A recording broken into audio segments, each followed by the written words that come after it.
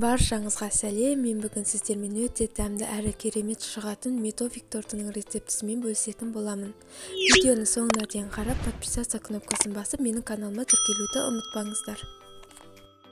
Ең алдымен ыдысымызға сары майымызды, қантымызды, медімізді салып, водяной баняда, яғни ыстық буда қантымыз ерігенге дейін араластырып ұстаймыз.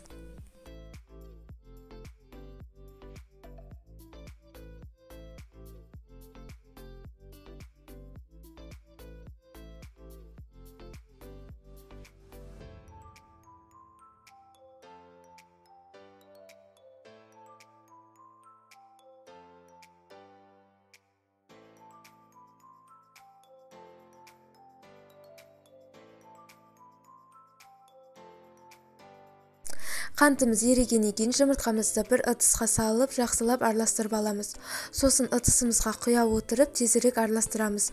Жұмыртқамыз әйтпесе пісіп кетеді. Жұмыртқамызды салғаннан кейін міндетті түрде үзбей араластырамыз.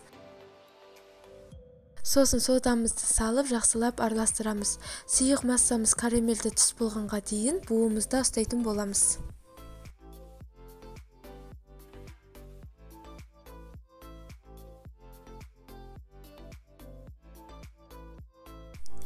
Сұйық массамыз осылай карамельді түске енгеннен кейін буымыздан алып, ұнымызды аз-аздан сала отырып, жұмсақ қамыр илейміз.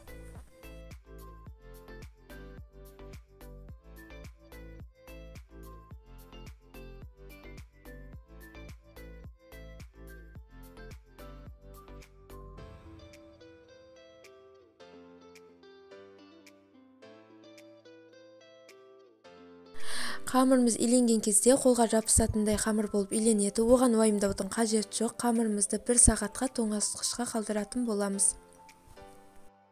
Егер қамыр илегенде ұнды мөлшерінен артық қолданатын болсаңыздар, қуыршағыңыз қатты болып қалады. Сондықтан мөлшерінен артық қолданбаған жөн.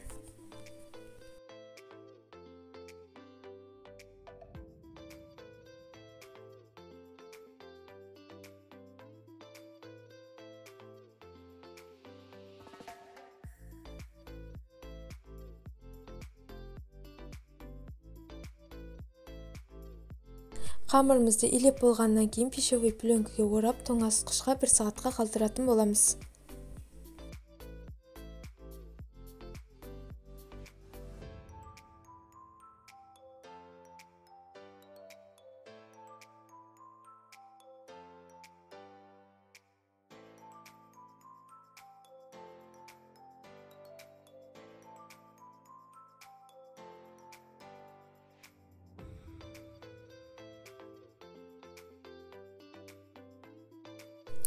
Bir сағат өтті, міне қамырымыз дайын. Енді қамырымызды 6 теңдей бөлікке бөлетін боламыз.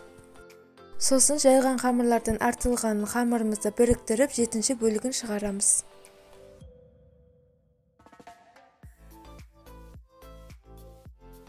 Қамырларымды бөліктерге бөлгеннен кейін 2 бөлігін біріктіріп, қамыр етіп жайдым. Жайылған қамырларымды ортасынан кесіп, 1-2 қуыр шығарып отырдым. Қамырымыздың астыңғы және үстіңгі бөлігіне пергамент қағазын төсеп, жайып шығамыз. Сонда қамырымыз жақсы жайылатын болады.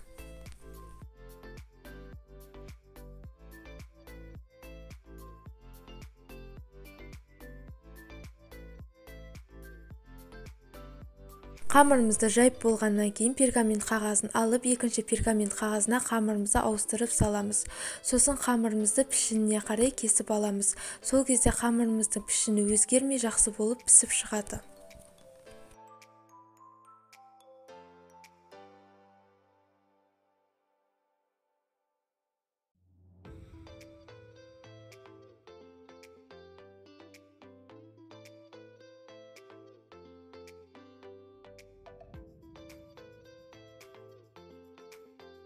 Сіздер өз қалауларыңызша қамырларыңыздың пішінін кессеңіздер болады. Мен 4 бұрышты етіп кестім. Менде 4 бұрышты форма болмағандықтан табама салып, соның пішініне қарай кесіп алдым да, сосын ортасынан теңдей етіп бөлдім.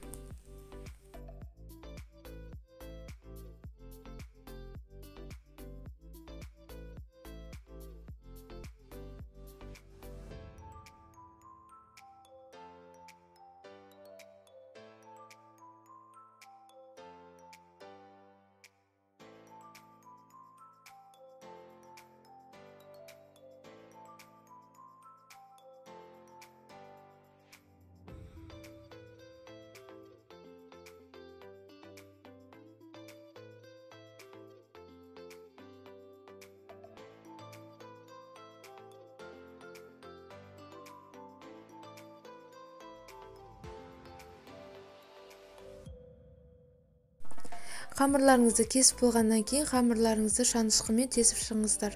Сосын 180 градуста қызып тұрған пеште 5-10 минут пісіріп аламыз.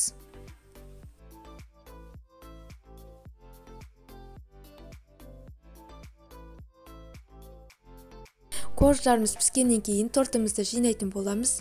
Мен заварной крем қолдандым, ал сіздер өз қалауларыңызша әртүрлі крем қолдансаңыздар болады. Заварной кремнің сілтемесін видеоның астында қалдыратын боламын. Тортымызды жинап болған соң тоңазытқышқа 7-8 сағатқа қалдыратын боламыз.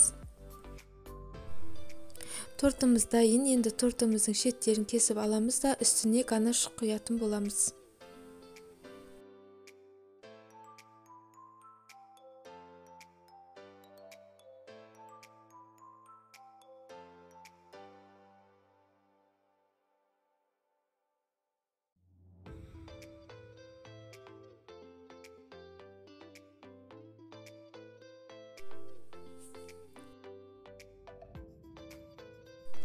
Ганаштың жасалу жолы сілтемесін видеомның астында қалдыратын боламын.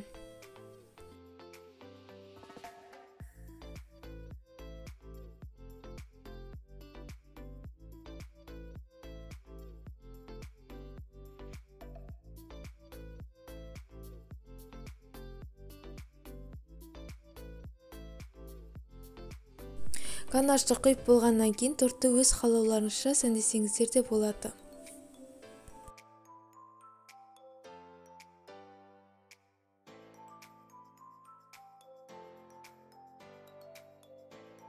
Осымен біздің медовик тортымыз дайын. Жасап көріңіздер, өте нәзік, ауызда еритін керемет дәмді болып шығады. Барлықтарыңызға ас болсын.